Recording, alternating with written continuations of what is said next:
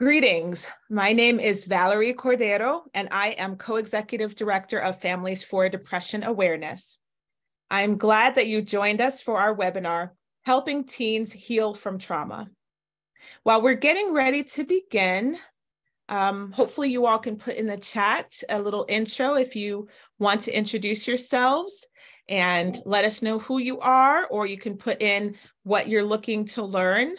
So go ahead and put that in the chat so we can know who is here with us today.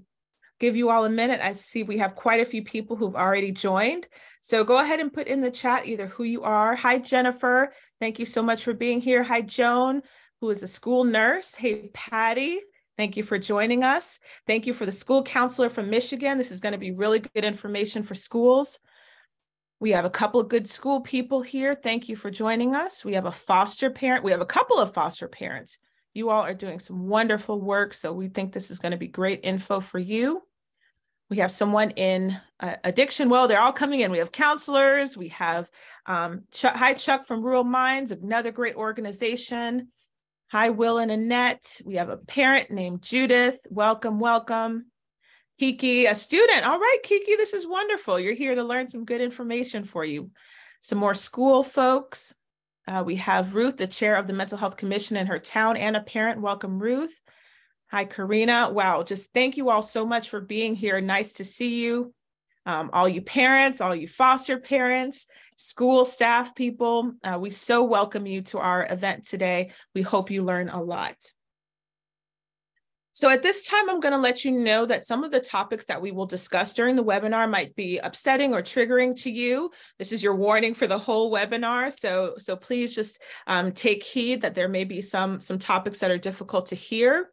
If you need to take a break from watching the webinar, you can do that. We will have a recorded version available at a later date. So take care of yourself.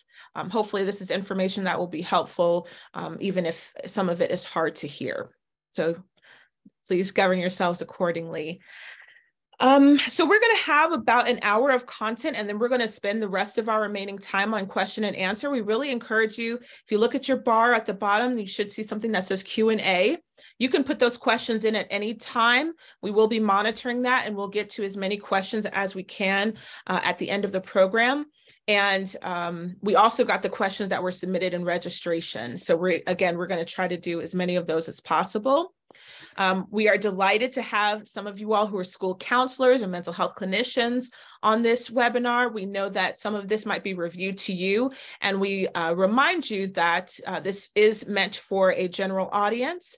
But if you want to listen and hear something that might be helpful to families that you work with or clients that you have, please do forward the information that you learned to them in case it would be helpful to them.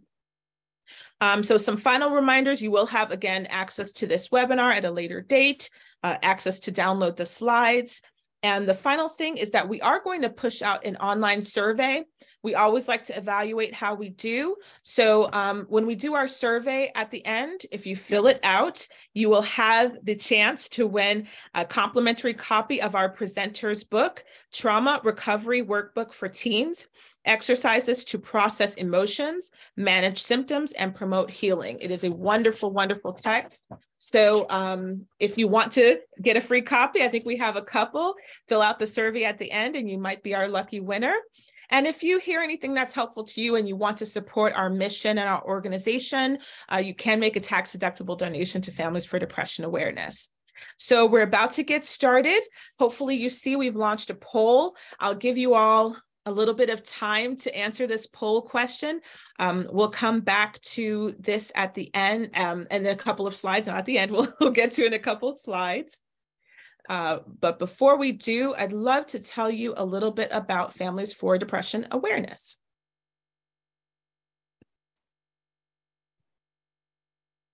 So, our mission and our philosophy. So we are a national nonprofit organization, and we help families recognize and cope with depression and bipolar disorder to get people well and prevent suicides. We really do believe that when somebody is living with a mood disorder, it doesn't just affect them, It affects their spouse. It affects their children. It affects their siblings. It affects sometimes even the friends and members of their community. And so it is incumbent upon all of us around that person with the lived experience of a mood disorder to support them and to learn how to best do that. That's really where Families for Depression Awareness comes in. We focus on the family caregiver because we know that when they have the information, that they are in the best position to support that loved one, yet they don't always know what to do. So we are there for them to provide education, training, and information for family caregivers. The hub of our resources is really our website, familyaware.org. Some of you might have visited it in order to register for this webinar today. We have other trainings, we have tools, we have wonderful family stories, expert interviews. You can access our publication, our store with great merch, just anything and everything you'd need, you'd find on our website. So we really encourage you, if you didn't have time to spend just clicking through that website earlier, then we encourage you to visit familyaware.org because we have a lot of wonderful resources there for family caregivers. This is an idea of some of the webinars we had. We did one on creating healthy tech with your teen about a year or so ago. That was a really great webinar. We have some other foundational trainings on understanding teen depression and understanding anxiety. So again, you can see archive versions of those webinars and also see what we have coming up. So as we get to our agenda, let me just tell you what we're going to be going over today. And it's going to be chock full of content, so feel free to listen. If you want to take notes, take notes. We will have the slides available to you later, but we're going to go over what exactly is trauma to make sure that we all have a same definition of what trauma is. What are some effective treatments for trauma? What are practical strategies adults can use to support teens? That's really important. We really focus on practical things. We want you to leave the webinar saying, I have at least one or two things I know I can do to support a teen who's dealing with trauma. And then, as we said before, we're going to end with question and answer before we push out the survey. So that's our agenda. Can we see the end of our poll? Let's see what we had. So our question was, how confident are you in identifying the signs of trauma in teens? We have a couple people who are very confident, some people who are confident. Most of you, exactly half of you, are somewhat confident. So I take that to mean you have some knowledge about trauma in teens, but you're not quite sure how to identify the signs. And then we have some folks who are not confident at all, which we're here for you. That's what we're here to do, to hopefully raise that confidence level so that you understand more how to identify signs of trauma in teens and how you can support them. So we will check in with you at the end of this training to see if you're still in the same place. Hopefully everybody moves a little bit. All right, so without further ado, I'd love to introduce our presenter for this webinar, and that is Dr. Deborah Vinal. Deborah Vinal is a doctor of psychology, a licensed marriage and family therapist, and a certified EMDR and brain spotting practitioner. She specializes in helping individuals heal from traumatic life experiences and painful relationship dynamics. Deborah is the author of Gaslighting, a step-by-step recovery guide to heal from emotional abuse and build healthy relationships, and the Trauma Recovery Workbook for Teens. She was awarded the Sandra Wilson Memorial Grant from the EMDR Research Foundation for her research on the impacts and treatment response of survivors of mass shootings across the U.S. Welcome, Deborah. We're so happy to have you.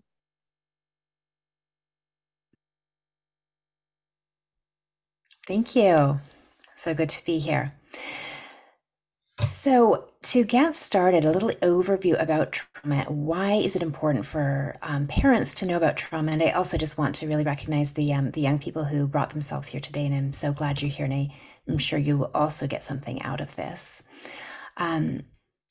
Trauma impacts so many youth. In fact, estimates range that between 43 and 50% of adolescents will experience some kind of trauma before they reach adulthood. So it's really a pervasive problem. It comes in many forms. It can be a single incident, such as a car accident or an assault, or it can be a chronic condition, a chronic exposure to traumatic events, such as takes place when there is ongoing child abuse. Either way, there's profound mental health impacts, not only in the immediate aftermath of what's happened, but that can also carry on for years to come, especially when there hasn't been effective intervention. And I know that's why you're all here today. So knowing what those signs are of trauma so that you can intervene can make a profound difference in the life of your teen. So what is trauma? It's good to get a working definition because the word trauma is thrown out a lot these days. And I think it's good that we're starting to talk about trauma, but we don't want to water down the meanings. Trauma isn't just, getting a bad grade at school or too much homework, obviously. Trauma, I'm going to read this to you because it's so important that we get this correct. Trauma is any event or experience that overwhelms one's capacity to cope with and integrate the experience at the time that it happens. And that last part is really important because what is traumatic to one person isn't necessarily traumatic to another person. And that's not about weakness or strength, but there's a lot of factors that can contribute to why that might be, such as your developmental age and space, the social supports in the person's life, other traumas that may have happened, a lot of things like that. And so when we think about it overwhelming your capacity to cope at the time that it happens, something can be very traumatic to a young person that isn't necessarily traumatic to an adult because they're not ready for that kind of exposure. So it's important to keep that in mind, the developmental space of your child. Okay. So it's important as we figure out what trauma is to also realize what it isn't. So it was originally developed, the concept of post-traumatic stress disorder was originally come to be understood in response to veterans of war, but we've come to understand that that's not all of what PTSD or trauma effects are from. And in fact, tragically, teenagers, adolescents are the most traumatized group in society, not veterans.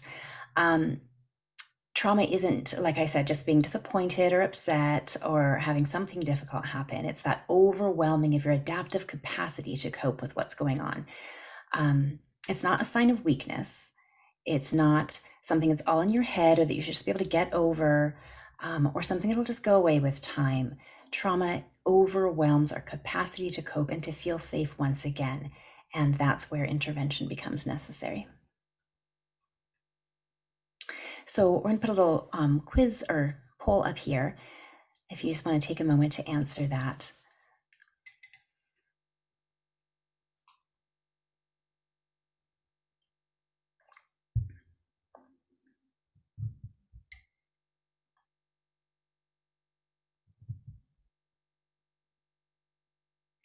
Okay, so we asked you, are trauma effects the same for teenagers as for adults? And some said true and some said false. The majority said false. Interestingly, you're both kind of right. So in that, trauma can impact anybody in very similar ways, but there are unique impacts on adolescents for a couple of reasons. First of all, there is the dependency that an adolescent has in that you're not as in control of your life as a teenager. You don't get to choose with whom you live.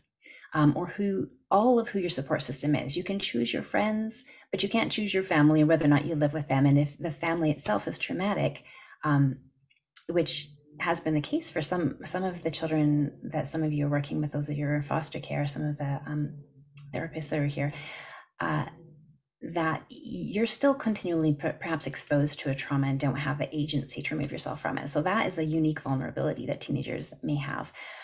Also, the stage of brain development, and I alluded to that earlier, when somebody is in adolescence, the brain is rapidly changing and developing, pruning off the things that aren't needed. And really the personality that's going to really last throughout adulthood is taking shape. And so when trauma interrupts that trajectory of development, it can really become a big part of who somebody is. So in that way, it has more profound impact in some ways.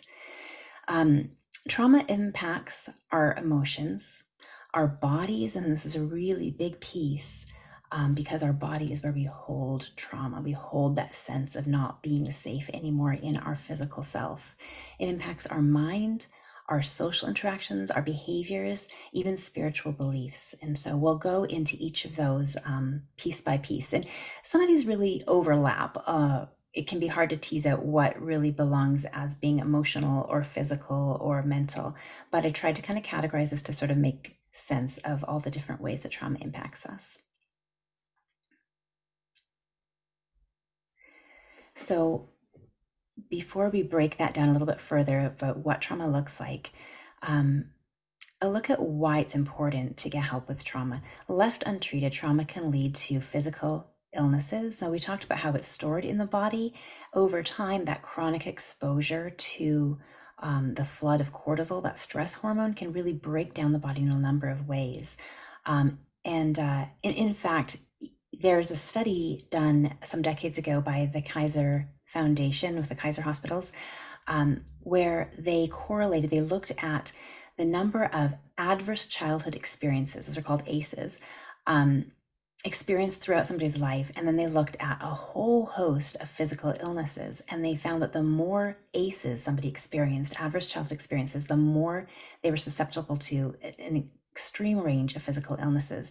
Anything from cancer to heart disease to diabetes, like it's basically all on the table. So physical illness can be a direct connection to psychological trauma. Also can lead to mental illness. So I mentioned briefly post-traumatic stress disorder, but also other mental illnesses. And we can talk about that a little bit more. Untreated trauma can change the self-concept and generally for the worse. It can lead to an increase in risky behaviors, especially as a teenager might start to think like, I'm not sure I even have a future. It can be snuffed out overnight. I had this brush with death.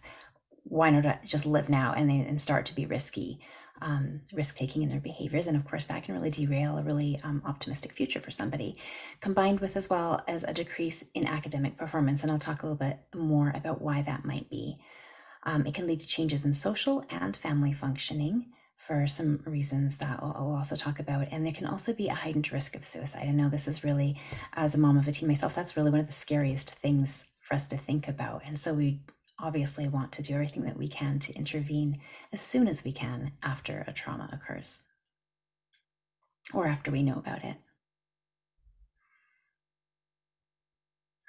So breaking down the different spheres of impact, starting with the physical, because like I said, the body is where it first manifests and where it can be stuck. We will find that somebody who's been through trauma is often experiencing a lot of muscle tension because trauma is an assault to our sense of safety fundamentally. So we become poised to, in this fight or flight response, to fight to protect ourselves or to run away from danger, or sometimes to freeze as an animal response in order to avoid the conflict with a life-threatening experience. The brain, which is another part of our body, we often forget that, sends signals to release excess cortisol, which is a hormone that readies the body to react to danger. But when it's always flooding the system, this can lead to autoimmune disorders. It can lead to heart disease as it starts to attack the heart. And it can also cause some mental illnesses that we can talk about later, depression, anxiety, and other things like that. And so just always feeling very on edge is a very physically manifested situation. This can even happen while we're sleeping, where we still don't let go of that tension, which can lead to teeth grinding or bruxism, and that can cause wearing down of the teeth enamel. It can lead to digestive issues, stomach aches, constipation, diarrhea, nausea. A lot of times with our kids, we hear about headaches and stomach aches, and I've heard so many parents say, oh, they just don't want to go to school if they've got a headache and a stomach ache in the morning. Children really manifest their emotions in their body, and really we all do, but somehow throughout life we often learn to dissociate or disconnect from our bodies somewhat, and we stop listening to those cues.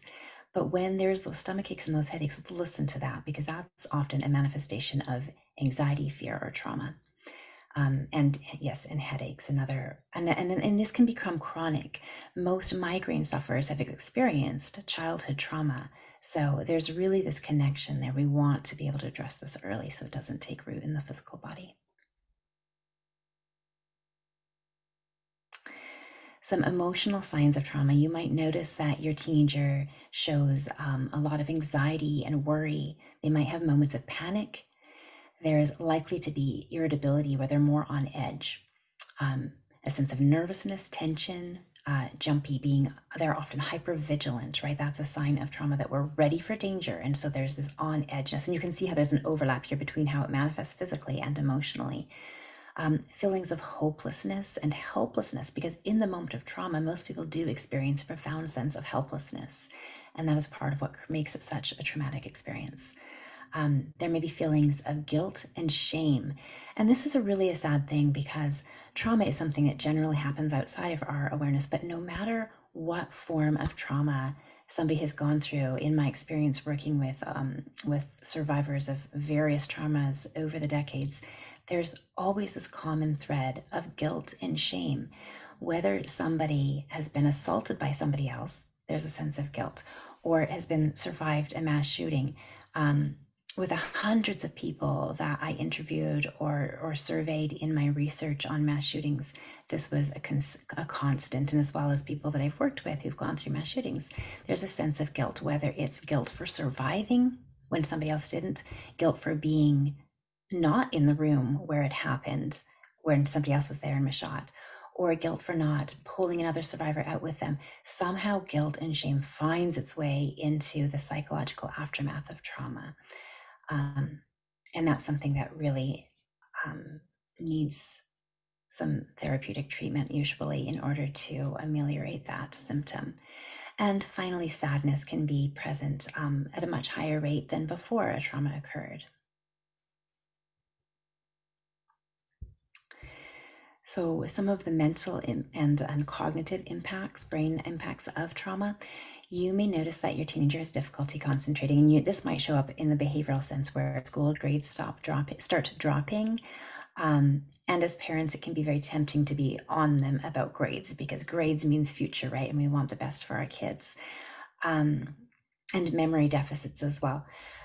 Breaking that down, the reason for that difficulty concentrating is that when you've been through a trauma, you're likely to have flashbacks, intrusive thoughts. Your mind might often be a million miles away, remembering things you don't want to remember, or dissociating, disconnecting from your sense of self, your sense of grounding and surroundings and where you are, because that was necessary to survive the trauma, to try to disconnect from your own awareness.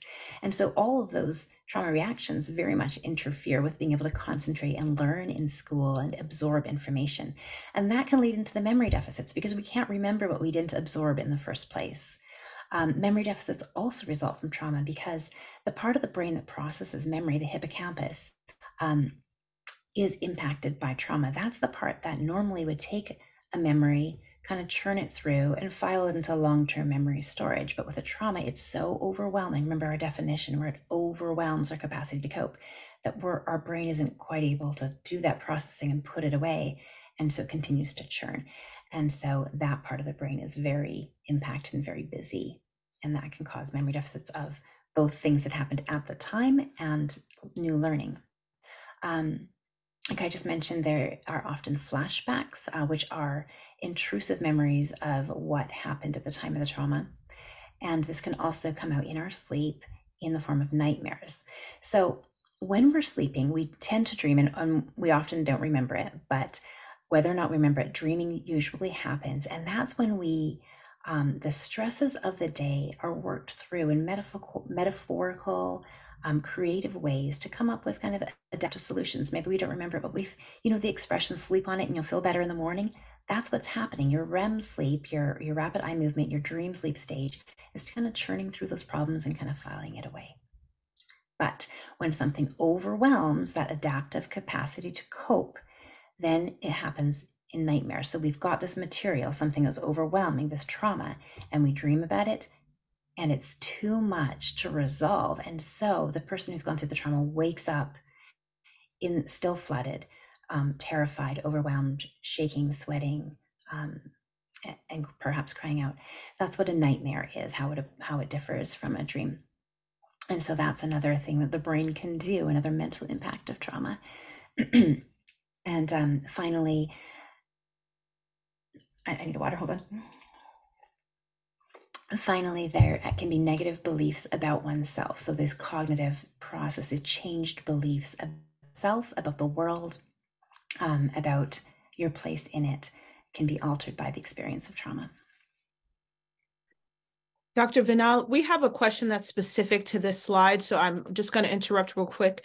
We have a question: when an individual experiences trauma as a child and then they are now adults, does that affect their present memory as well? So in other words, you mentioned new memory. Can that go from childhood to adulthood, always having trouble with memories? Absolutely. And even more so, actually, because when I mentioned the dissociative process where we kind of may learn to sort of leave our body or leave our conscious awareness of what's happening, that's something that children do often even more because what the kind of trauma that a child is exposed to, like, for example, sexual assault, can be so overwhelming and they're so helpless that that's their only defense is to just try not to be present, right? So when we develop that, really what is adaptive coping capacity to get through a chronic trauma as a child, that dissociative process can carry through life. And so that can make memory deficits chronic. It can make it difficult to remain present, to learn, to remember things as well. I hope that answered the question. If not, feel free to chime back into the chat and we'll circle back to it. So moving on to some of the behavioral things, and this might be some of the easiest things to see because behavior is very outward, right? And some of our, like the changed thoughts, the emotions might not be as obvious to a parent, but behaviors we always pick up on, right? So you may find that your teenager becomes more reactive to things that might have just kind of flowed off the back before, whether that's instigation from a sibling or you're directing them to do their chores or just any little thing. There can be a heightened irritability or tearfulness or whatever kind of reaction. You'll see that your teenager is more on alert and hypervigilant, expecting perhaps the worst to happen, being jumpy, uh, being trying to self-protect, maybe not even consciously, by always being ready. You may observe crying spells at a greater frequency than you would have seen before because all the emotions are just so heightened and so at the edge. But conversely, some people become numb as a result of trauma and they don't emote in the same way. So there's different ways that we react, in order to protect ourselves. And the difference can be based on our basic temperament and personality or on the chronicity of the trauma or the number of traumas that have been experienced. So there's not really an easy way to say why it might be crying or numbness, but either one can be a sign of trauma. You may find that your teenager now is having more trouble sleeping. There can be insomnia, difficulty falling asleep, or difficulty getting back to sleep. And that's for two reasons. For one, if you are suffering chronic nightmares, sleep itself becomes torture. You don't want to go to sleep. Okay, so there can be a real avoidant part to that. And also, in order to fall asleep, you have to feel safe. You have to feel relaxed, right? But when you've been through trauma, nothing feels safe anymore. Your body has lost its ability to slip into that rest, parasympathetic nervous system response. And that's really the crux we need to relearn in trauma is how to feel safe and calm once again. And that will, with effective treatment, also help to resolve some of that insomnia. So you may also observe behaviorally withdrawal from others, and that may be from yourself, from the family, with your teenager more so cloistering themselves in their bedroom, from friends not wanting to accept the invitations of friends or reaching out in the way they were before. They're not maybe texting people as much, or however they reached out before, perhaps even withdrawing from or resigning from more social activities that they were involved in before. And we can talk in a moment about why that might be. There may be more conflict going again with the reactivity I mentioned above, but also because of, like I said earlier, there's that fight flight part of the brain that gets very activated, ready to fight, to defend, or flee, to get away. And so obviously if you have a fight reaction, you're going to be having trouble with conflict. Especially when you're misperceiving cues of danger, or you see danger everywhere because you're so on alert, you're going to find yourself in conflict with people more often. And finally, and the one that often really is hard for parents to see, well, these all are hard for us to see, right, is a drop in school grades linked again to concentration and memory, but also linked to that sense of hopelessness we discussed on the emotional side, a sense of changing about the world, or what's the point anyways, if there's a sense that maybe I don't even have a future. The desire to work hard in school, the meaning of it can really change, and that can come out behaviorally through a shift in the effort at school or the ability to keep up with school. And then some of the social things. So again, like there is some overlap here talking about the fight or flight response and how the fighting can increase. Flight, which can result in a withdrawal, or that freeze reaction where suddenly you don't know what to say. And that's so socially awkward that can again go to more withdrawal. These are the three basic fight, flight, or freeze trauma responses that have been talked about and researched quite extensively. But some more recent research has also come up with the fawn response, which is really a response to chronic trauma. So you're talking more that ongoing child abuse sort of thing. And this response is where we learn to people please. So fawning is basically people pleasing. We want to keep ourselves safe by making sure nobody is ever angry at us. So it can look adaptive, and in some ways it is, and pleasant to be around, but we want to really be keyed into that because it isn't necessarily a healthy boundary being set with others, and that can lead to other problems. And flocking is somewhat related to that. And flocking behavior is another trauma response, often in response to that kind of chronic child abuse, parental child kind of trauma, where the teenager learns to be the caregiver. So like think of the little chicks becoming your flock, right? Instead of taking care of self, he or she learns to take care of everybody else, making sure that they're okay. And it's a projection of their own unmet needs onto others. So again, these are very pro-social sounding, very nice kinds of behaviors. But the problem is that they're out of balance. So you know that when you see these going on, your teenager isn't truly taking care of their own needs. And there can be poor boundaries, and it really set them up to some unhealthy dynamics in the long term. And that sixth F I put there is feeding, which is just kind of slowly withdrawing from everybody else.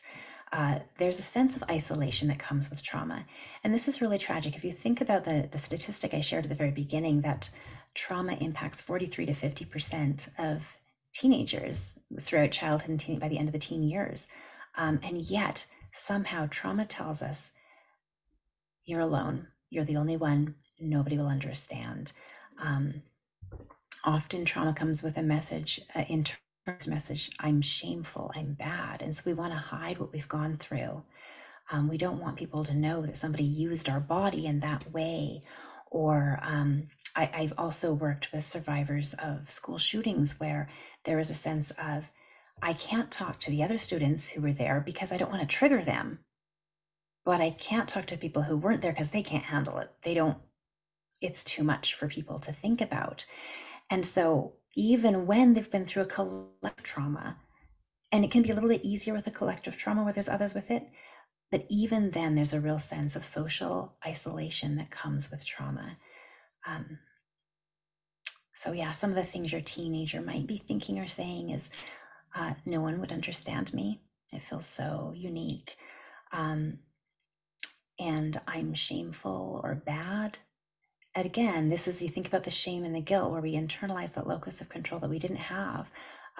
Wasn't our fault, but it feels like it, okay?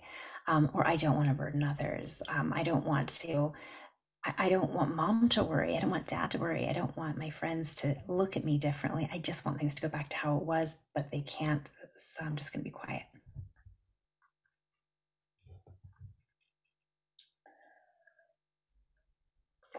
And lastly, then trauma impacts us spiritually. And there's not a lot of research on this, but included this when I was researching survivors of mass shootings and the impacts on them. And I found it was quite universal that there was some impact in one direction or the other, almost evenly split. Many people began to question their beliefs in whatever faith or understanding of God they may have had before. Their religion, the sense of meaning in the universe, big existential questions like, am I safe? Is the world a place of goodness or of evil? Is God somebody who's omniscient and able to keep me safe? Does God care about me? Will he intervene on my behalf, or not? And so for some people, this grappling can be a real point of growth that also coincides with the developmental tasks of adolescence of personalizing what you may have been raised with and making it your own.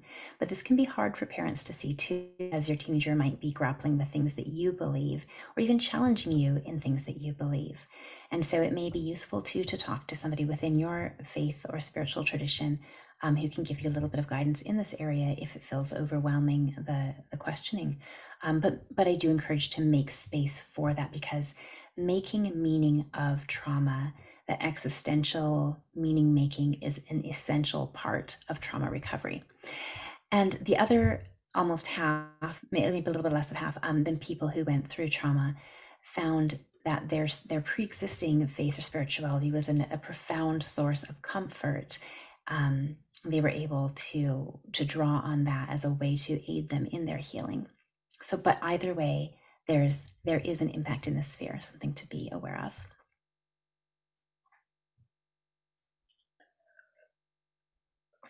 So with all that, which might feel a little overwhelming and scary, talk about effective treatments. And one of the reasons I love working with trauma is because there are such powerful and effective treatments. It's such an honor to walk alongside somebody as they do the really vulnerable, hard work of opening up the hardest, painful places and having them transformed and finding freedom from the things that have held them back for so long. Because when we can identify the source of the hurt, then we can heal it. So, one of the most powerful, most currently researched approaches to trauma treatment is EMDR. It was developed in 1989 by Francine Shapiro, who recently passed away. And so it's got a good 35 or so years of research validating its efficacy. EMDR stands for eye movement desensitization and reprocessing, based on its original model of using the eyes, and we still use this today, to track back and forth, which activates both sides, both hemispheres of the brain, the creative metaphorical part and the more logical part, while bringing up the memories, the images, the whatever sensory components of the trauma are there. Because the trauma, when it's not, we talk about how it's not adequately processed in the hippocampus and filed away as long-term storage, what happens is it remains frozen in state-specific sensory form, meaning the flashbacks can be not just memory, visual memories, the way we typically think of it, can also be olfactory, like a smell or a taste or a sound. So whatever comes up in those different senses is brought to mind, as well as what we feel in the body. Remember, we talk about how trauma is stored in the body. And so we're going to, if we really are able to tune into the body, we'll find that there is tension somewhere. And maybe some of you who are listening as we're talking have in the back of your mind some personal trauma running through the back of your mind. And if you think about that, notice like what's tensing up. Is it your stomach? Is it your heart? Is it your head? And so we tune into that as well. And whatever emotions come up. And so bringing all these components together, then we engage the bilateral stimulation, whether it's with a light bar where lights trace back and forth, or with fingers or some kind of a wand, to activate that in short little sets of exposure. So it combines kind of a cognitive behavioral and exposure therapy, as well as some somatic components. Little exposures to noticing all of that, stepping back, taking some breaths, grounding, and going back and forth. And what we're doing is we're unlocking the brain's adaptive healing process. So if you think about when you get a cut, right, and you bleed, it starts to heal, the white blood cells are sent there and the cut heals, and you might have a little scar, but overall your body's amazing capacity to heal itself. Well, the brain does too, but sometimes it gets stuck and it needs an intervention. Just like sometimes we have to go to the ER when there's a big injury and we need to get something tweaked before the healing process can start. That's what EMDR does. It's unlocking your brain's adaptive capacity to heal itself. And so as we do this, the brain adaptively starts to make new associations. It starts to connect things. And so I mentioned earlier about how there can be that self-blame. There's that emotional part and that cognitive part. So a classic example is a young lady who was raped, and she says, I know it wasn't my fault. He did it to me, but I feel so much shame. Perfect for EMDR. So then the EMDR helps to kind of stir together those different parts of the brain, that logical part that knows the truth and that emotional part that doesn't feel it, until those parts of your brain communicate with each other. And then that is resolved and this healing emerges without being told over and over what they should think, because that never really works. When it arises from within, it's profound and really lasting. So EMDR is really a profound approach. And out of EMDR, brain spotting was developed. That began 20 years ago by an EMDR clinician named David Grand. And he found that as he was working with somebody, and he's tracking the eyes back and forth, they kept sort of jiggling right here, like wanted to stop. And so he thought, let me just follow that and see what happens. And so he paused in that spot where that person's eyes seemed to want to go, and he found that a whole wealth of information came pouring out when he stayed in that one specific spot. And so with research and exploration, what we've discovered is that specific spots within our visual field, both left to right, up, down, forward, and back, we can tap into that one specific spot that is neurologically attuned to how the trauma is stored. And so when we do that, we can really target that specific memory in a very deep level that really connects to that visceral, that gut physical sense. And so, like with EMDR, we're bringing up the physical components, we're bringing up the emotions of it, and just noticing, bringing in some mindfulness as well. There's a big focus on that mindful awareness of what's happening with self-compassion, and just seeing where it goes. And again, this unlocks the brain's adaptive capacity to heal the trauma. We also use bilateral stimulation. Now, going back for a moment, with EMDR, the traditional is the eye movement, which is where the name came from. But we also have learned that the bilateral stimulation doesn't have to be visual. We have tappers, they're often called, which are like little buzzy, almost like stones that we hold in each hand. It gives a vibration from side to side. That's one way we can do EMDR. We've also, and this is great for now with telehealth, we had to start doing during the pandemic. This is called the butterfly hug, where we cross our arms over our chest and we teach children just to tap, which can be very, very self-soothing. And so you're giving yourself that stimulation. And with young children, a parent can even, give them a hug and do it. But with teenagers, I don't advise you necessarily do that if they don't want their help. So we can do the physical, the tactile. We have headphones that do a tone from ear to ear. So all of those are available. With brain spotting, we use just the auditory, but instead of just tones, they have developed some wonderful soothing music. Often that's combined with nature sounds. So that travels from one ear to the other. So you have to use a headphone so that the sound fades from one ear, fades to the other, and back and forth. So you're getting the bilateral stimulation with a soothing sound while targeting that specific spot in the visual field to unlock what the trauma is and move to a more adaptive resolution. Some additional effective treatments to explore, and I maybe went a little more in depth on those two because they're both ones that I'm certified in and have a lot of experience with, and have found so profoundly effective, and the research is really there. But there's also some other additionally really effective approaches. Internal family systems, IFS therapy, is a great approach where we harness the different inner resources that we have. So with trauma, sometimes when there's been really deep chronic childhood trauma, there can sometimes be a fracturing of the sense of self, which is what was once called multiple personalities. That seemed a little too extreme. That's not really what's going on. Now it's known as dissociative identity disorder, where different parts are kind of more separate and distinct from each other. So we might have like a protective part, a child part that was traumatized, maybe an angry part that's defensive and whatnot. But the truth is we all kind of have those parts, even if they're not fractured and dissociated as with dissociative identity disorder, right? You may have found yourself saying conversationally to somebody, part of me wants to go to, say, my high school reunion, but part of me feels like I should stay with my kids, right? So you're familiar with how we have parts. So what this does is we find those parts and we let them communicate. We find the scared little part that was traumatized and hurt, and we find that part that's protective or nurturing or kind, or the part that plays so lovingly with her younger cousin, and we bring those parts together to increase self-compassion. Art therapy is another fantastic modality. It gets out of what we really want to do with trauma therapy is get out of the cognitive analytical. That was kind of the standard mode of therapy treatment for many, many decades, but we found it's not so effective for trauma. It may have its place with some other mental illnesses for sure, but with trauma, we really want to get out of just talking about things and get into the body and into the feelings, because that's where the trauma is held and where it's stuck. Art therapy does that. Art therapy skips over the talking. I mean, we can talk about what was created in therapy, but this can be a great approach. I know there was a question that came in before the webinar began about what if my teenager doesn't want to talk? Great. We've got lots of therapies where they don't have to really focus on talking, and art therapy can be one of those, where we're metaphorically tapping into that part of the brain through different art. And you don't have to be an artist, but find a registered art therapist who's been specifically trained in how to use art to create healing, and you can find some really powerful ways to work through.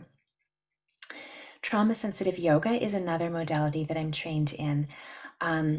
We call this bottom up approach, meaning instead of starting with what we know and working down into the body, we're starting with the body and starting the healing there. And so we're noticing where all that tension is.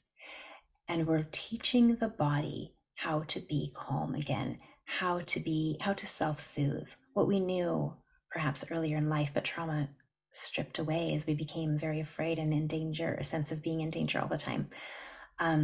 Learning to feel connected to the body again, especially for those who have learned to dissociate and disconnect from the body, just being aware of our physical self and feeling embodied in ourselves.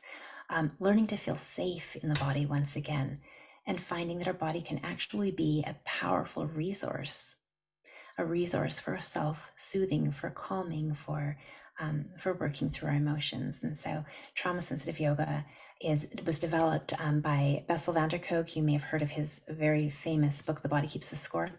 His trauma institute, the Trauma Center in Massachusetts, developed Trauma Center Trauma Sensitive Yoga, TSTSY, which really analyzed what components of a standard yoga class maybe were triggering to trauma survivors and what parts could be enhanced in order to really help meet those goals, rather than of fitness or performing the perfect headstand, but of how to feel safe in the body, how to feel connected to the body, and how to find that resourcing. And so it's a very different approach than any kind of workout-based yoga modality. And finally, I listed here somatic experiencing, which is a very body-based approach that can be very powerful for healing trauma and once again connecting to the wisdom of our body.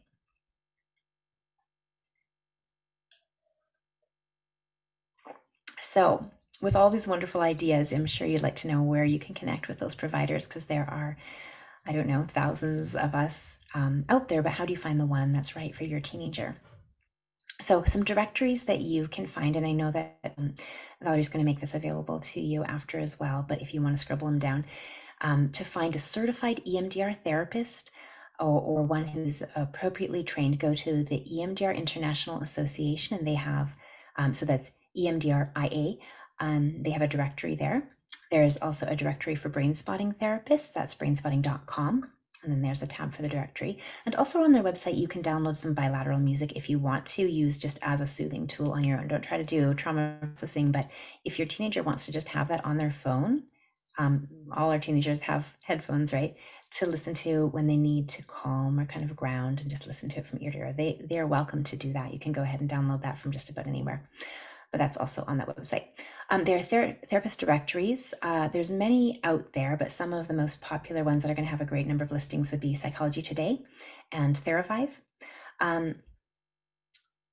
Basically, these are opt-in directories where, as a therapist, you pay a monthly fee to be on there. So if somebody is on there, it's probably because they have room in their caseload. And if they're not, it could just mean that they're busy and full. But you might, like if you've heard a name, but you can't find them there, Google them and you might find them another way. You can also call 211 to find local resources, local mental health support. Encourage your child or reach out to their high school counselor, who will always have a resource list of local mental health centers and options in the area, as well as perhaps being able to provide a little bit of support on campus. I know they're always very overworked, so we want to see what other resources are available as far as caseload per student goes. But I don't want cost to be an object for people, and I know that therapy can be very costly. I don't want anybody to give up on therapy because they don't have insurance or because it's cost prohibitive. Some options to explore if cost is an object is community mental health centers, which tend to offer lower cost therapy options. If there's a university near you, when we're going through our training, we have to do thousands of hours of therapy, and some of them are while we're still students, and some of them are after we're students, in order to graduate, and then in order to become licensed. And so what you have there is you have a student who's learning therapy, who've gone through most of their grad school program, and they're under the supervision of a certified professor, a certified therapist, who will be consulting with them on all their cases, giving them feedback, giving them suggestions and ideas. You really have two sets of eyes on the care of your teenager if you go this route, and that can be a really effective thing. And another bonus with that, a lot of times teenagers don't want to talk to us old people, right? So if you go to a university center, you're likely to find a therapist who's like 24 years old, not too much older than your teenager, and might feel like they can connect more because they're both kind of in that Gen Z space.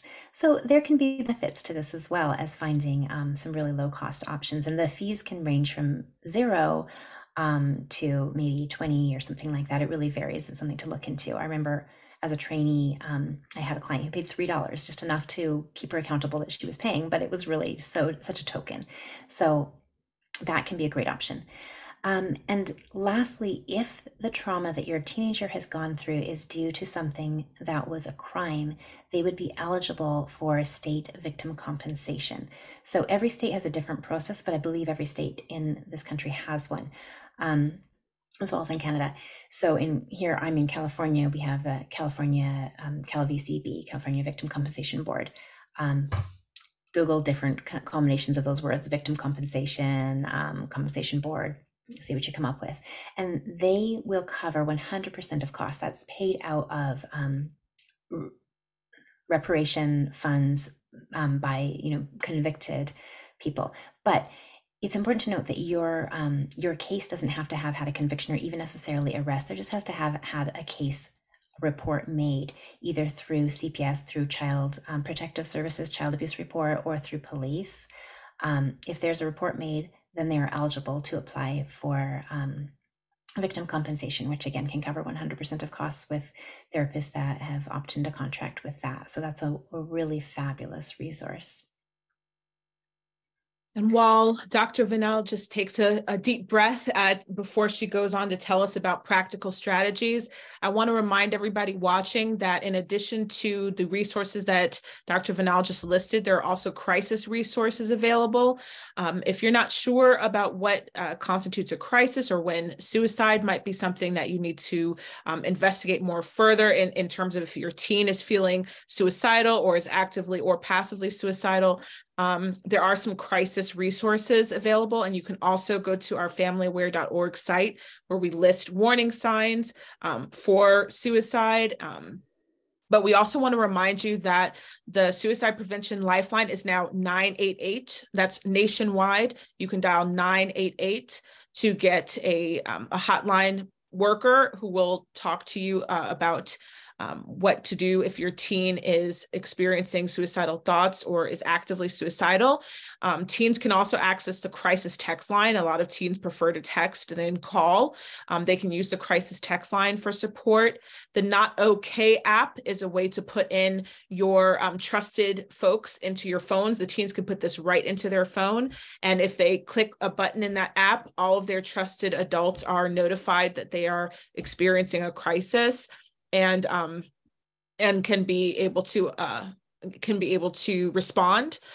A reminder, if the teen that you are concerned about is part of the LGBTQIA community, the Trevor Lifeline is a great resource, and also the Trans Lifeline is available. We encourage you to tell your teens to put these resources in their phone, because if they're at the moment of crisis, they're not going to remember what number they dial, even if it's something as simple as 988. So have them put these resources in their phone if they are not coping well with the trauma, if they're have gotten to a moment of crisis and they need support. We want them to have those resources available in their phone. So you can have them in your phone as a parent, but we also encourage you to have the teens put these resources directly in their phone so they can access it. So back to you, Dr. Vanel. Thank you. That's so important. So a little, another little poll for you before we move into the next section about practical strategies. True or false? A parent's always going to be their teenager's most trusted adult. Let's take a moment with that.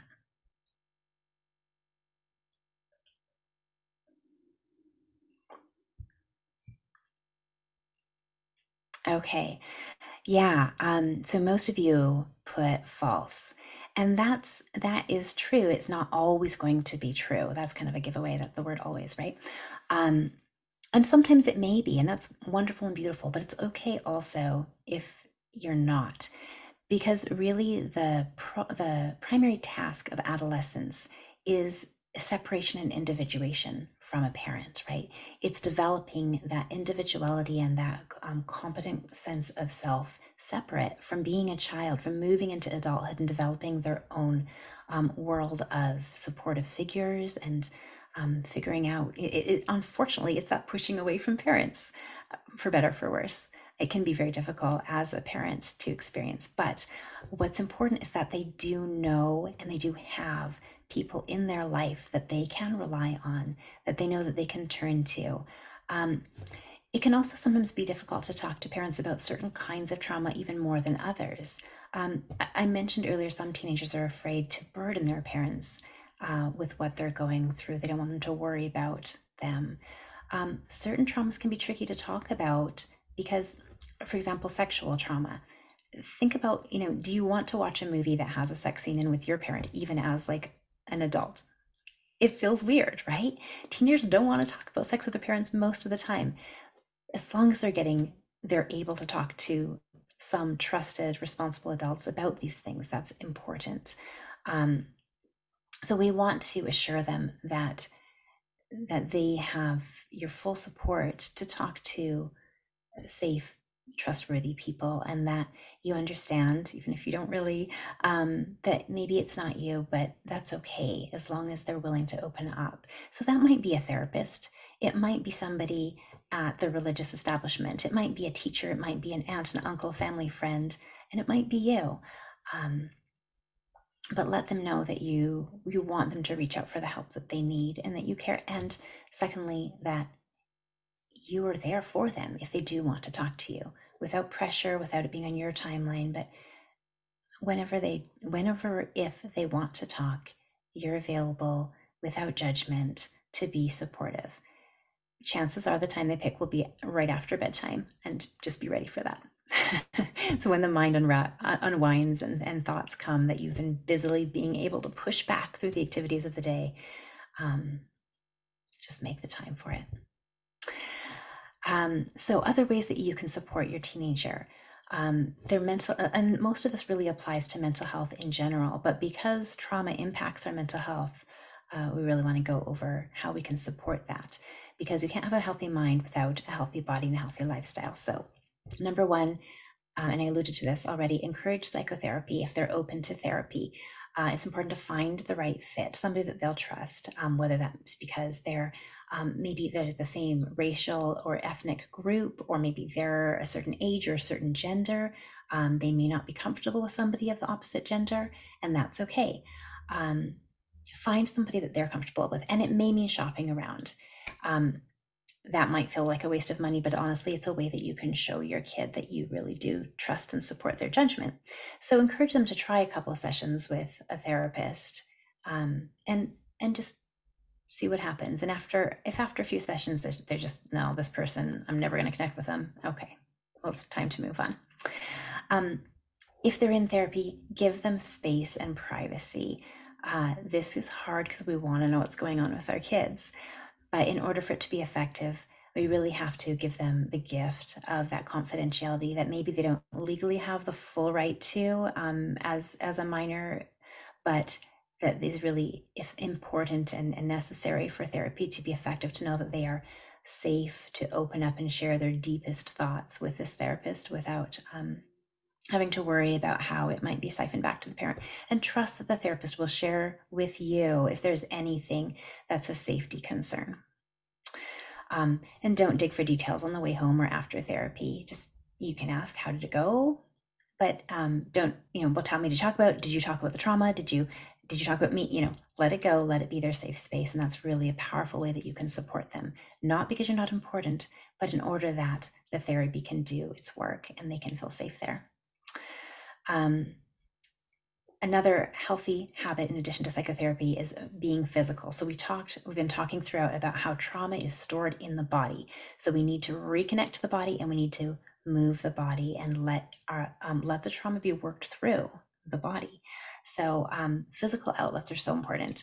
That can be anything. It can be going for walks, which maybe you do together at the end of the day. It can be yoga. We talked about trauma sensitive yoga. And if that's not available, like just a gentle restorative yoga class can be really great as well. Or a teen yoga class. Going biking, going swimming, kickboxing, dancing, weightlifting, a sports team, swimming, hiking, being out in nature. The green is so powerful. Important caveat, do not focus on weight loss or appearance when you're encouraging them to be active, okay?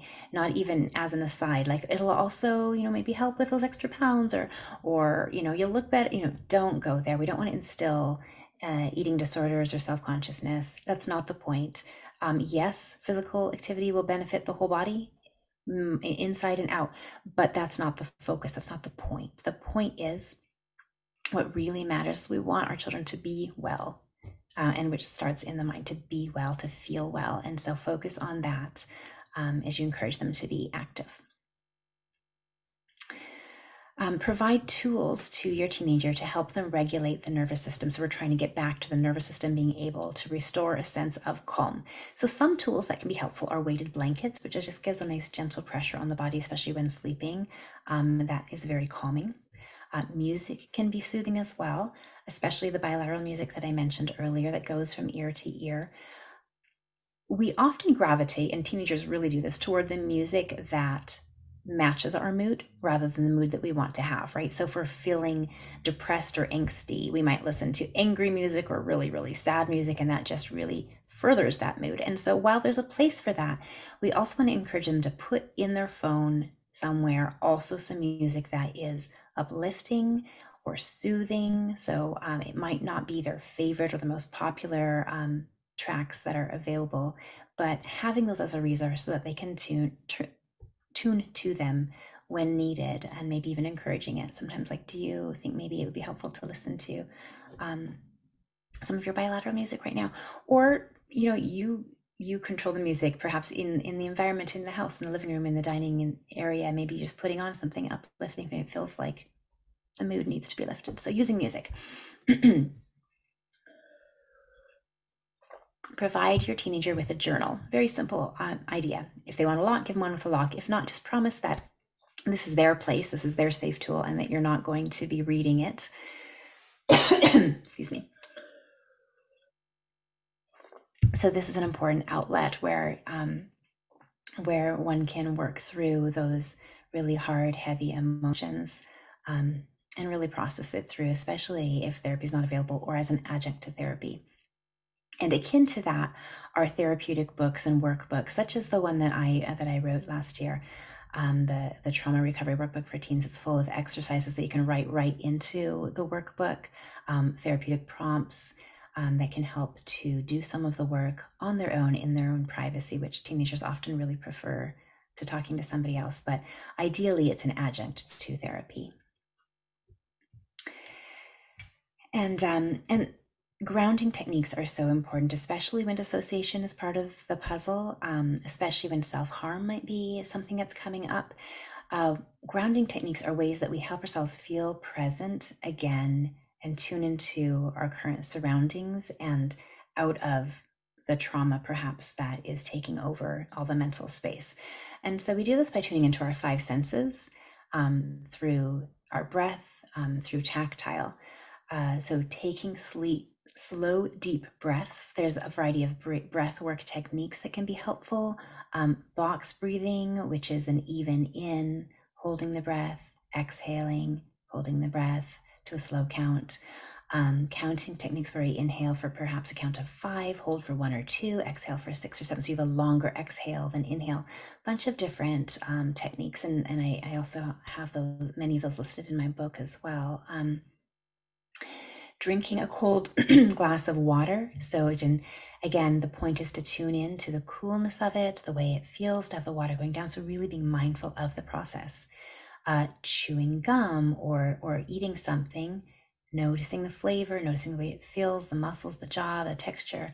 All of these are ways of tuning into that sense of taste. Listening for 3 distinct sounds in the environment. Okay, so at any given time, you might hear somebody talking in another room, or wind, a fan, cars driving by. A presenter coughing. Tactile, you can open a window or turn on a fan just to feel something against your skin, or tune into the materials in your environment. Like, I've got something sort of silky here, or what does my chair feel like? Press your feet into the ground. What does that feel like? Take off your shoes so you can be really present with that. Stand up and stretch, noticing what it feels like to move your body and what feels like it needs to be stretched. And there's many more grounding techniques. You can also Google them, and you can find long lists of grounding techniques. Encourage your teenager to get good sleep. I know this is really hard, and part of it is because schools start much earlier than a teenager's circadian rhythm accounts for. But we can't have a healthy brain if we're not giving it the nourishment it needs. And nourishment is not just food, it's also sleep. So a regular bedtime so that your body gets tired at the same time is important. Limiting screens in the last hour or so before bed, and especially if they do insist on using the screens, having a blue light filter, because blue light mimics daylight, which signals the brain to be alert and awake. I strongly encourage all the teenagers and families I work with not to have a phone in the bedroom, because teenagers will feel that they have to respond to their friends all night long and stress about their well-being as well as their own, and not get good sleep. It's so easy to reach for it when you don't fall asleep right away and then keep yourself up longer than you planned to look at it. A great idea is to have a family charging center in the kitchen or the living room. Everybody's phones get plugged in at night, and we'll pick it up in the morning. Have a soothing wind down routine, and this is something you can model and do with your child as well. It might be a mindfulness or gratitude practice where you just reflect on the day and identify one thing or two that was good about the day. It might involve playing some soothing music, reading rather than being on a screen, maybe a cup of lavender chamomile tea, just something that's consistent every night that has a sense of soothing and winding down. And you might try or encourage a meditation app. There's several out on the market. Calm, Headspace. I know Headspace is actually covered by some insurances like Blue Cross Blue Shield, which is an amazing benefit. Insight Timer. These can be downloaded and used to practice getting into a space of letting go of the stressors of the day and winding down. And I mentioned nourishment. That also goes with our food. And again, this is all about mental health in general, which includes reclaiming our mental health after trauma. So consult with your teenager's pediatrician. Everybody's got different dietary needs, and so this is a very general overview. But it's important to have a lot of fruits and vegetables. These can be fresh, canned. You don't have to go to the farmer's market and get all organic in a nice little basket. You can use frozen foods, but getting a good variety of that in there, because it's full of nutrients, and all of these nutrients will fuel the brain to be at its best. Fish or fish oil supplements are super important because of the omegas in them for brain to be at its best functioning. Probiotics also, serotonin, which is that feel-good neurotransmitter, is produced in the gut, and so we want to have a healthy gut microbiome, so probiotics promote that. It's naturally found in things that are fermented, like kimchi, kefir, kombucha, yogurts, or you can take a supplement of a probiotic. That's an easy thing to do as well. especially with picky eaters. A variety of whole grains. So we don't want to get into a space of just having meats and vegetables, because grains are also important for producing that serotonin that will help us feel well. And so we want to get healthy sources of that, like oatmeal, brown rice, quinoa, things like that.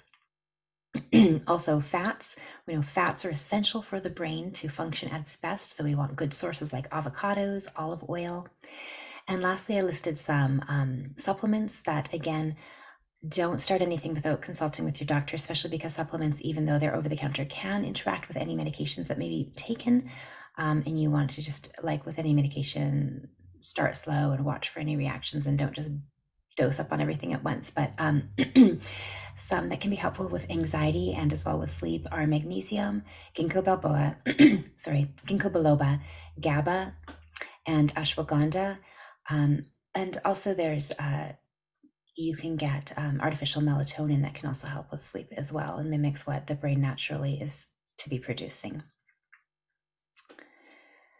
A note about responding to upsetting news events, because unfortunately we're inundated with this. Almost on the daily, we hear about another mass shooting, incidents of police brutality, racist incidents, terrorism, suicides of people that your teenager might know or have heard of, or just be their same age at their school or a different school. All of these can be really upsetting.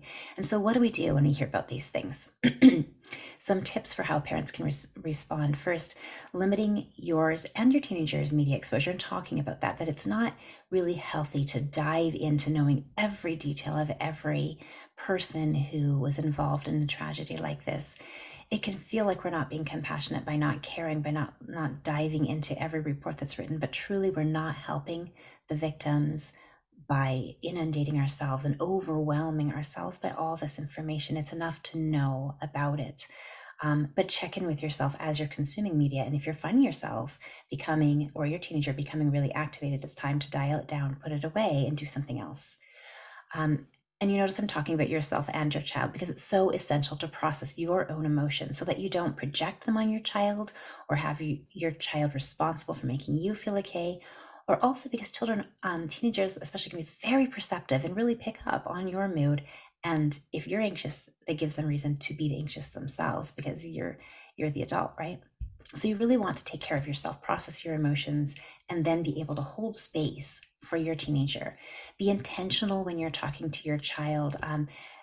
Do bring things up, but not excessively, right? So you might say, there was a big incident in the news today, or I'm sure you heard about the shooting. Did you want to talk about that? Or do you have questions about it?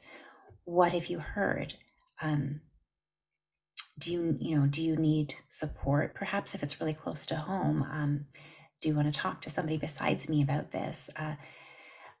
When specifically, just because we mentioned suicide deaths, also when that comes up, and especially if you're concerned about your child's mental health, which you probably are if you're at this webinar, it doesn't hurt to ask them, have you ever thought about doing something like that? Because there's often a phenomenon of copycat suicides. The idea gets in somebody's mind, not if they're feeling okay. You can't introduce the idea to somebody to be suicidal who isn't feeling that way.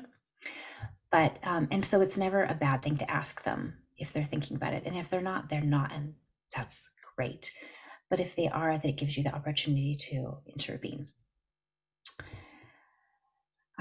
And finally, in general, if you've got a child who's been through a trauma, take care of yourself first, because you want to role model wellness for your teenager. If you're wanting them to be active and eat well and get enough sleep and go to therapy, but you're not willing to do those things for yourself, they're going to pay a lot more attention to what you do than what you say.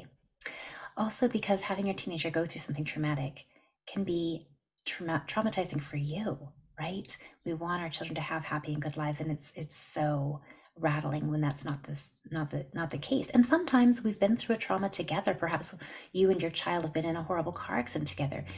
You want to support them, but you also need to take care of yourself. Or if you're a foster parent and you know that your children have been through so much pain, but it's not an easy job.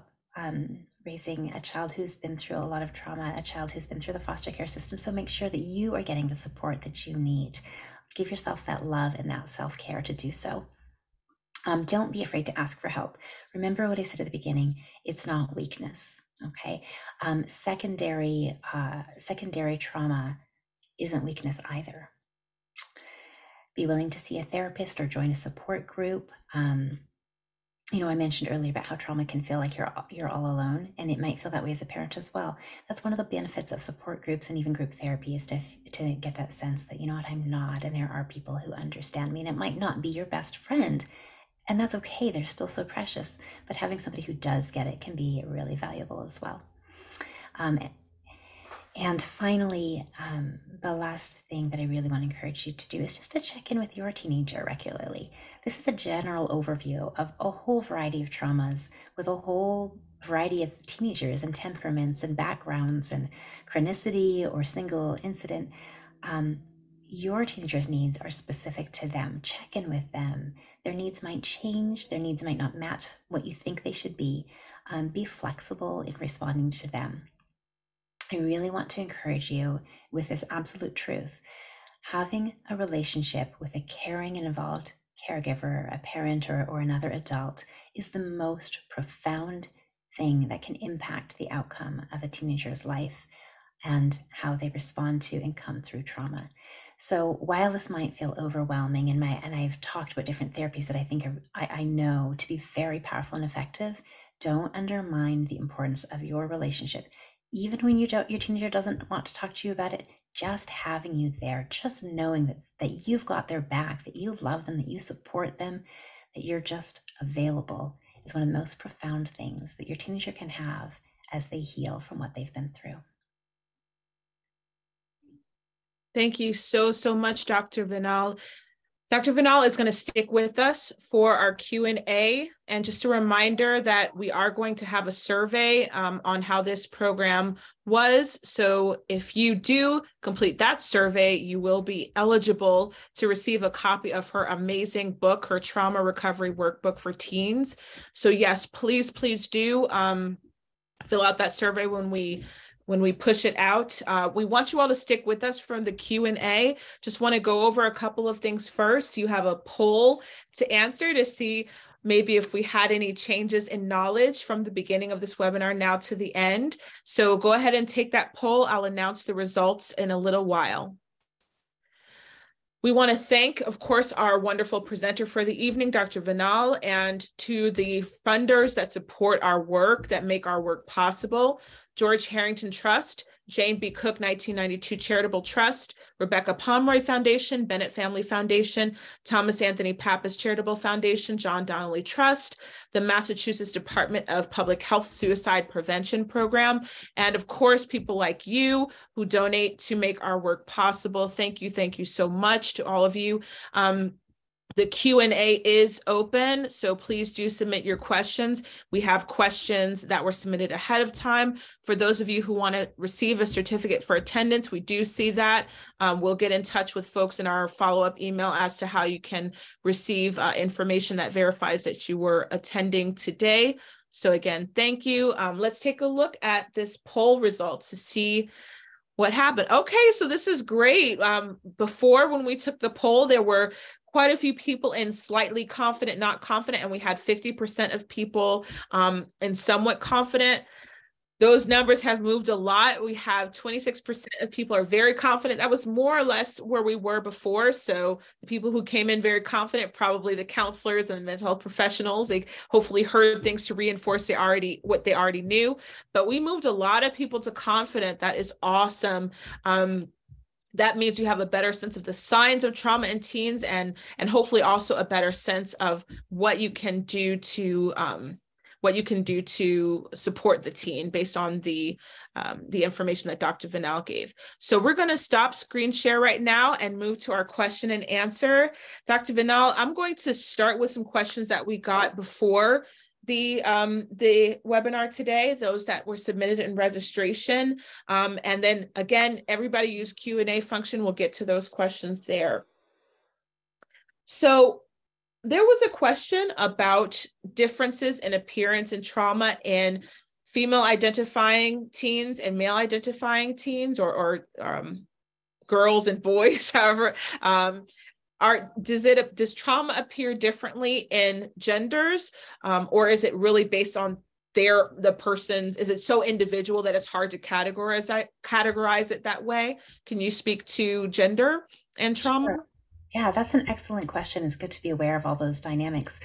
One of the biggest impacts that you're going to see is the pressure that society puts on boys to withhold feelings, to be strong, to be masculine.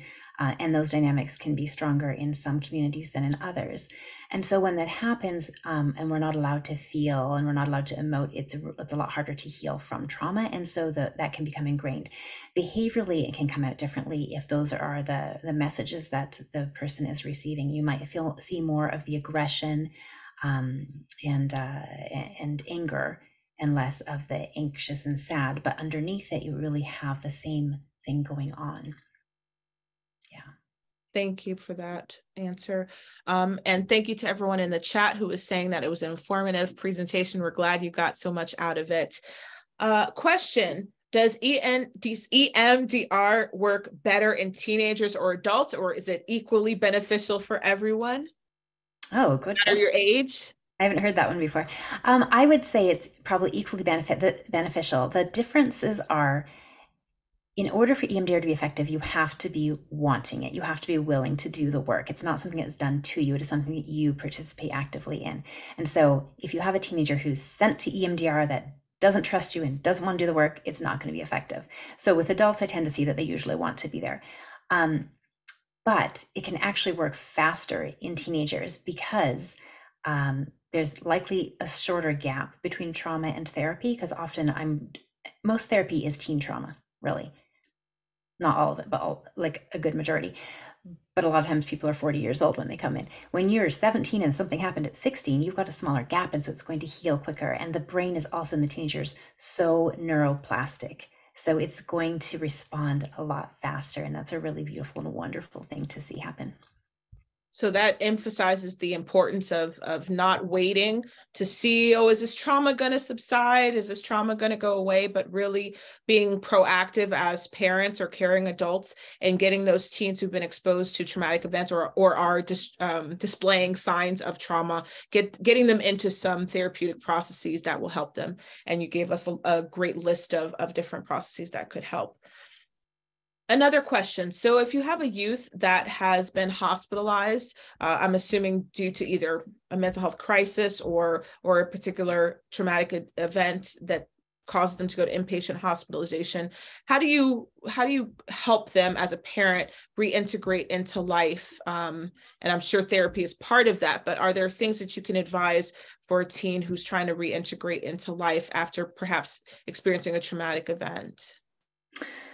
Well, I would say go slowly. So perhaps you had a teenager who was busy with student council, ASB, and sports, and homework, and babysitting, and they had whatever breakdown led them to being hospitalized.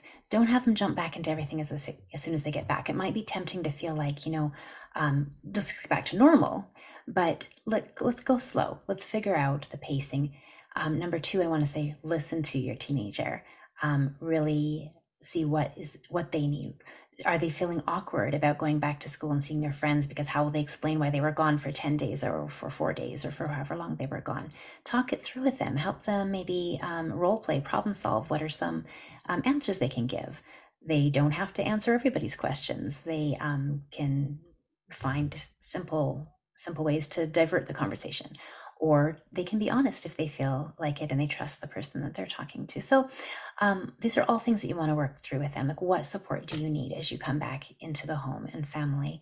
And also really listen to the caregiver, the professionals that they worked with in the hospital. What do they recommend? Are there medications that they're encouraging that you want to follow up on? What are some changes as a family that maybe you might want to make? So looking at all of those components.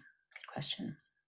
One thing that I think was in that answer and throughout is really the basis of that strong relationship with the parent or the caring adult and the teen.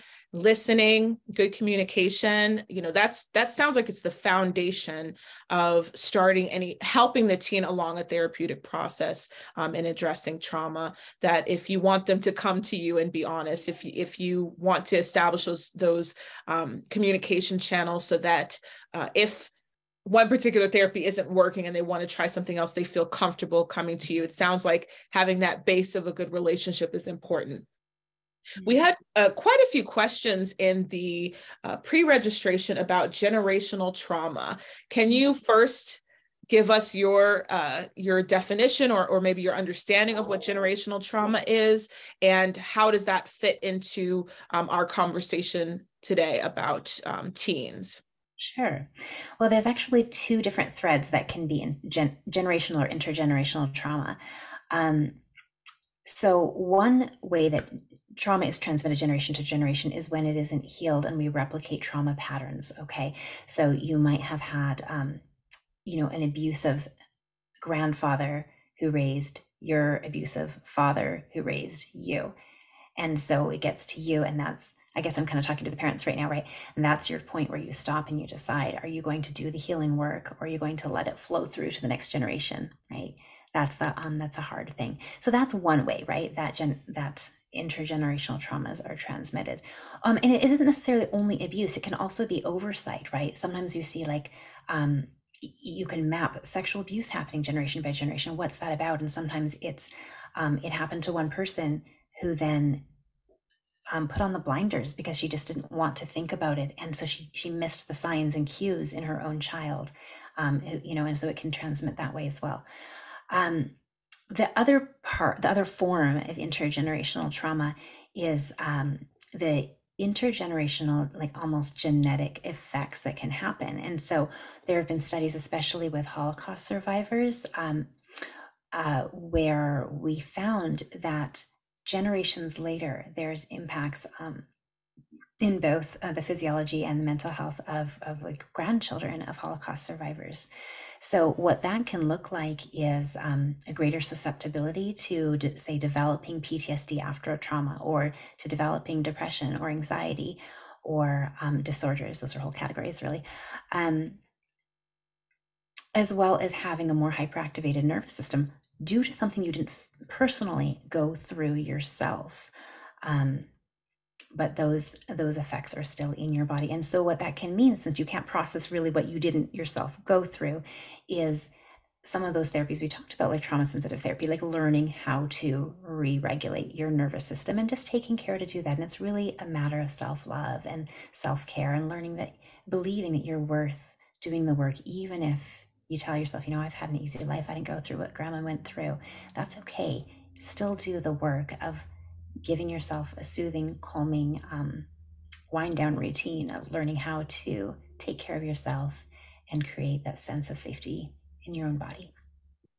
Yes, you mentioned the research with generations of people of Jewish descent and the Holocaust. I think there's a lot of research happening too around African Americans and enslavement in the US and how that manifests. And that's one of the reasons why exposure to violence against African Americans can be so triggering to everybody, but also especially to African Americans, even some who are not that many generations past lynchings and other racial Not trauma. that long ago.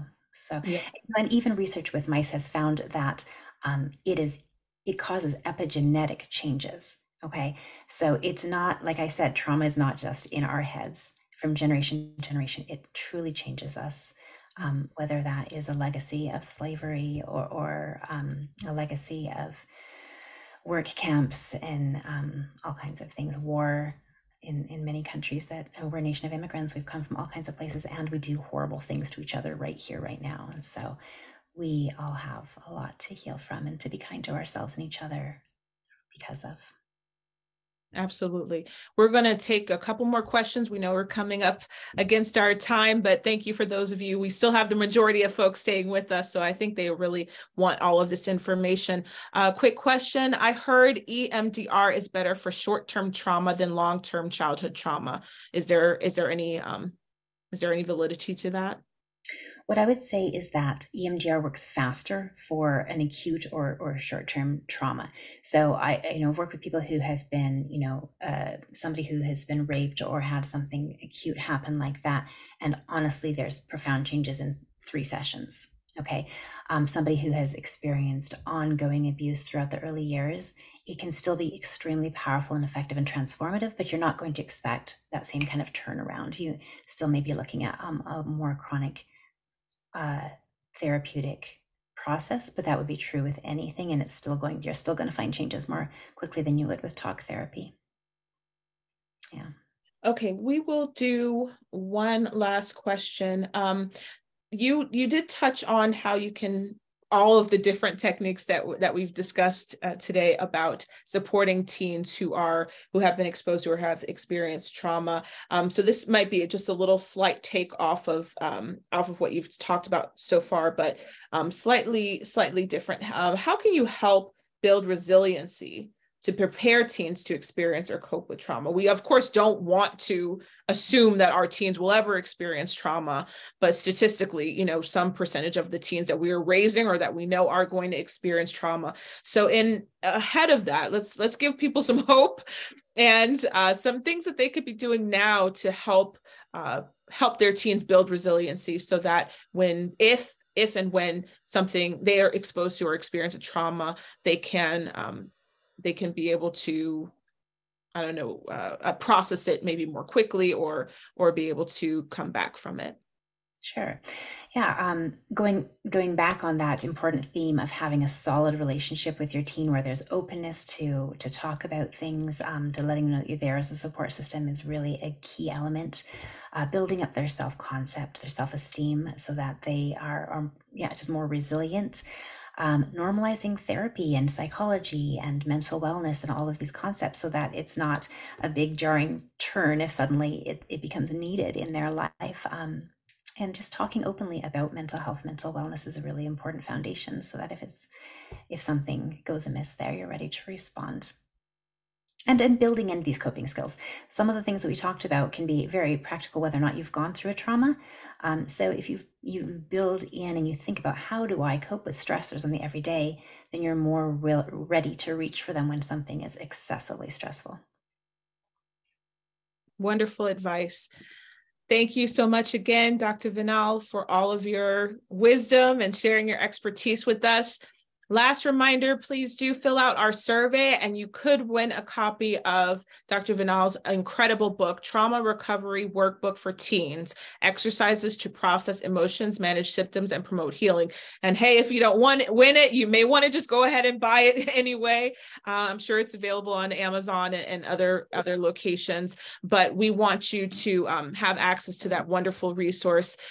We have another resource on our website called our Family Action Plan. You can use that if you want to make a plan to address some trauma that your teen might have, and you can use that resource to help you figure out how you're going to do that as a family. And again, we encourage you to visit familyware.org for more resources and support. Have a wonderful day. Thank you everyone for joining us, and thank you again, Dr. Vinal.